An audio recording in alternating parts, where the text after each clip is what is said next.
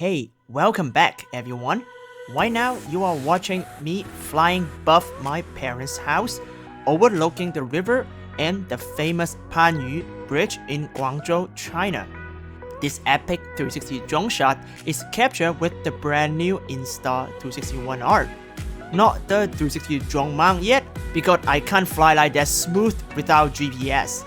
But still, I think if you watch this in Oculus Go or Oculus Quest, it looks good, stable and immersive. Today, we are not talking about beautiful 360 drone shots. We are going to do another apples to apples comparison among Insta360 ONE R, ONE X, Qoocam AK, GoPro MAX, and Ricoh Theta Z1 in 5.7K 360 video. As all these are 360 cameras and it should be viewed in 360 format on YouTube or inside a VR headset like Oculus Go or Quest. Right now, all you see on the internet are 2D over capture video. Nothing wrong with that, but to truly see the power of these cameras, what they are designed to do originally, you should at least look at this format to do image quality and stabilization comparison. The new ONE R Studio also significantly improved the render quality even shot with the old ONE X. As you see right here, I highly recommend restitch some of your old ONE X footage. I am not just going to show you ONE R and ONE X footage. As you see right here, it is actually captured with the Qoocam AK and later on GoPro MAX. If the camera performs well in 360 video, it will for sure look great in over capture. Consider this video, it is the 360 guide of the best 2-lens consumer 360 camera of 2020. If you are bored in the gimmicky over capture videos and want to venture into the wonderful world of immersive content creation, this is a must-watch video. We will first answer the biggest question: should you upgrade from ONE X to ONE R by focusing just these two cameras? As this video is shot with the final release firmware, so I think it will be a fair comparison. I will give you two major reasons why you need to upgrade even the resolution stays the same. Then we will compare ONE R, GoPro MAX, and Qoocam AK to decide which camera you should get in 2020 for immersive content creation. If you are ready, let's put on a VR headset or turn your phone in full screen mode on YouTube app and sit yourself down on a chair that you can turn around and enjoy this comparison video. First, we have the ONE X. Immediately, we see the camera lens flare problem under the sun. This flare takes the form of polygonal, bright regions like here on your right, in addition to bright streaks and an overall reduction in contrast. You can see that near the sun.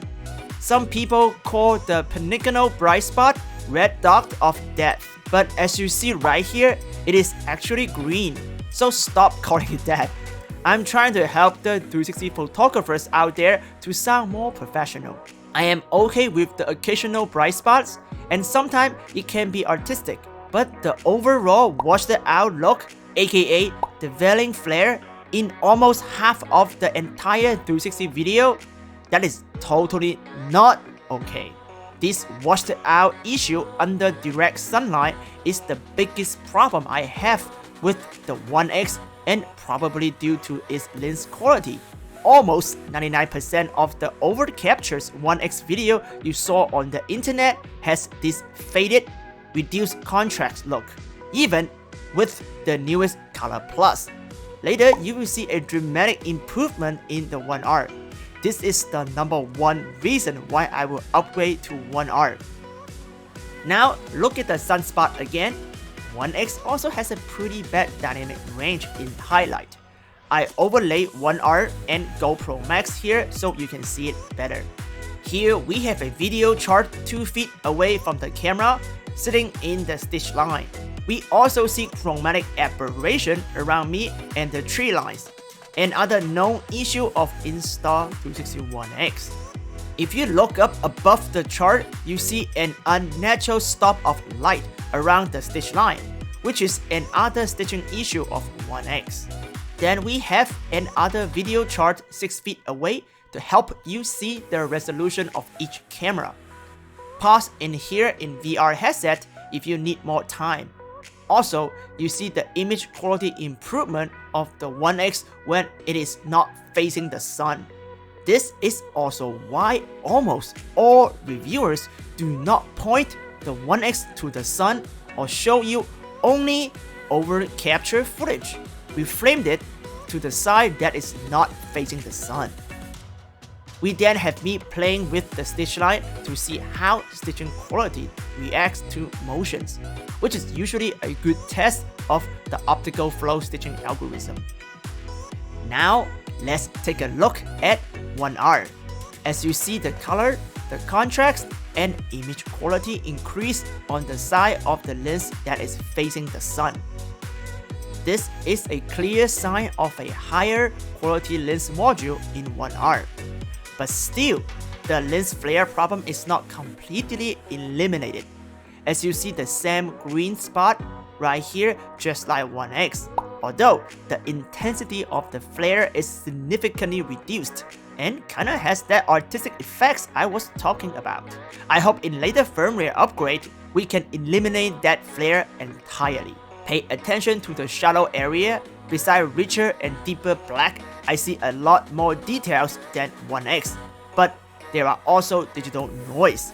You can use AI to remove noise within your mobile app or on the desktop app.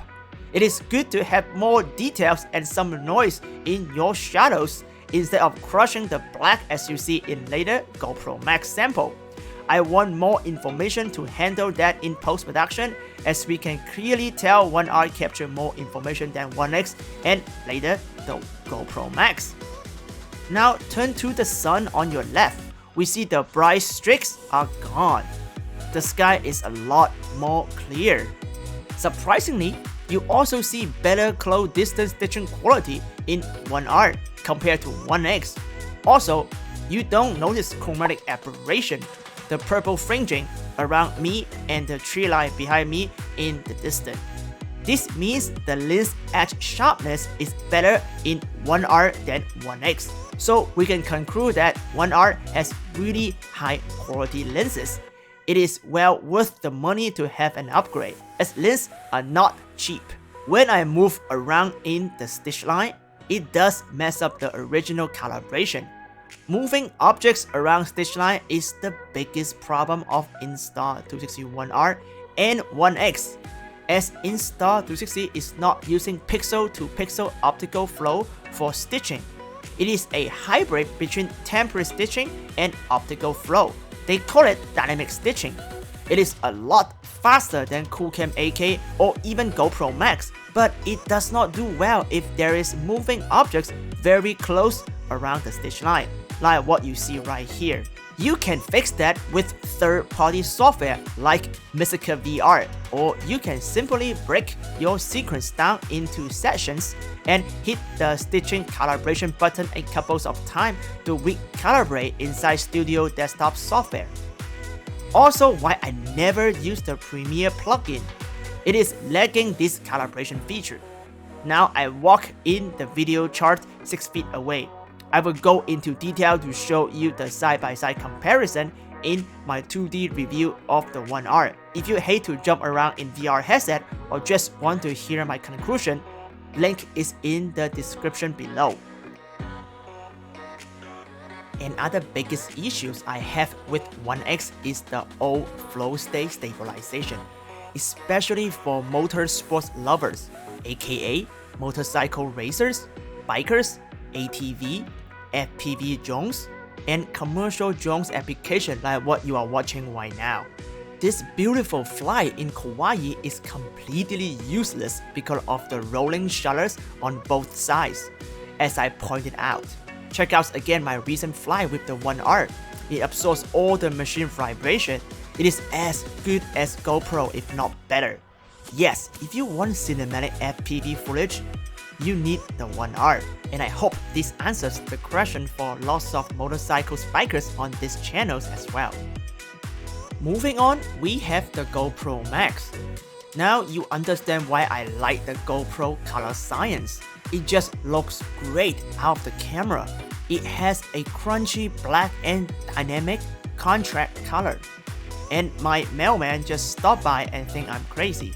Well, thanks I do for my subscribers. Don't forget to give me a like.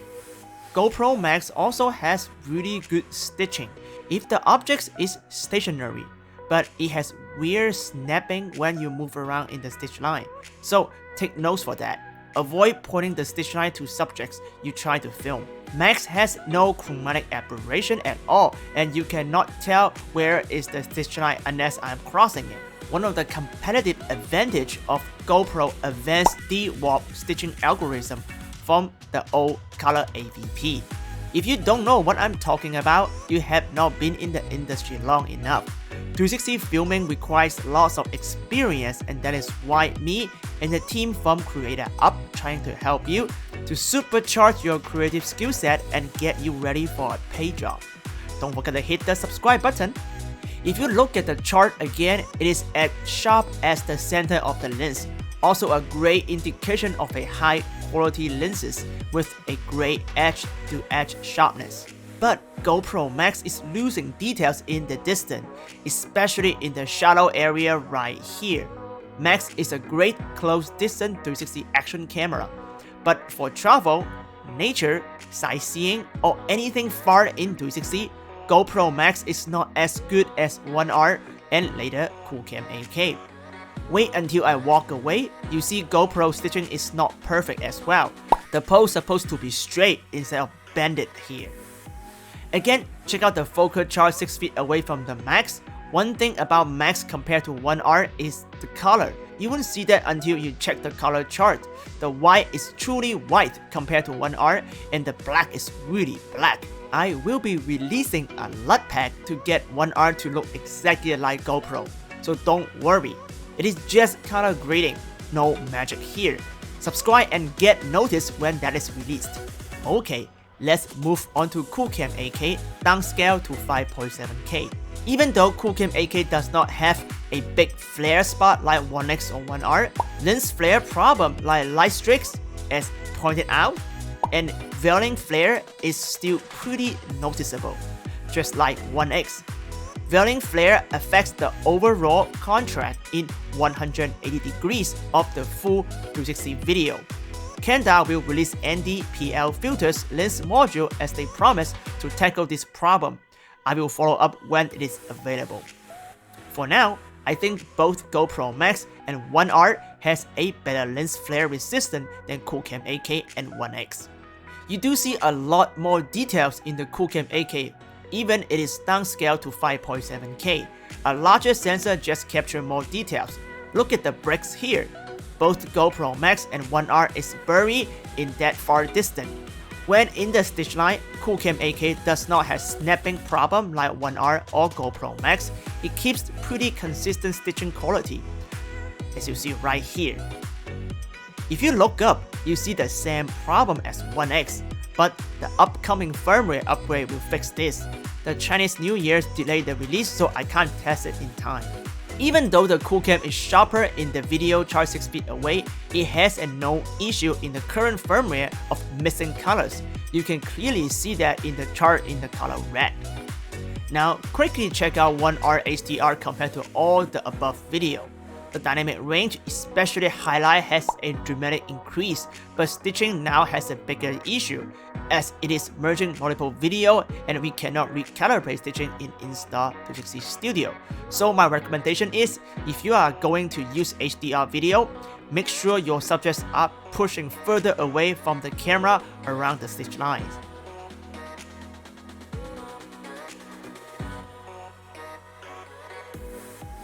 We are running out of time, so I have to keep this super cute Poodle stabilization test of the One R in the next video. But I do want to spend the last couple minutes to talk about low light quality among all these cameras, as I know low light is one of the key deciding factors for my viewers. You are watching One R in low light right now. It shares the same characteristics of the One X, even though the One R has more details, but the noise at this point is pretty high. Let's take a look at GoPro MAX. The Max has obviously less details than One R, but it also has less noise out of the box. I think GoPro MAX looks decent in low light. What do you think? Comment below.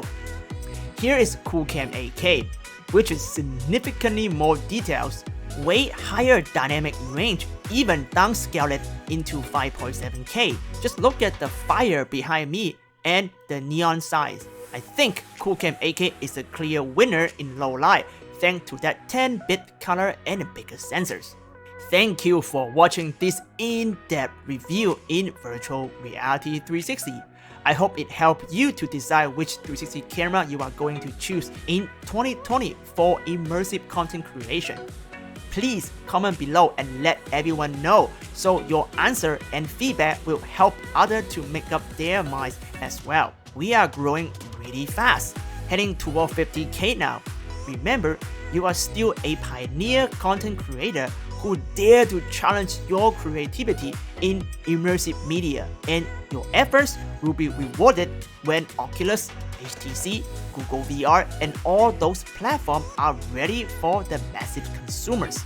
So remember to help each other out, share this video, invite others to experience your own 360 content, ignore the negativity, and keep creating to tell great stories. One day in the future, when you look back, you will appreciate all your hard works today and all the advice your boy gave you.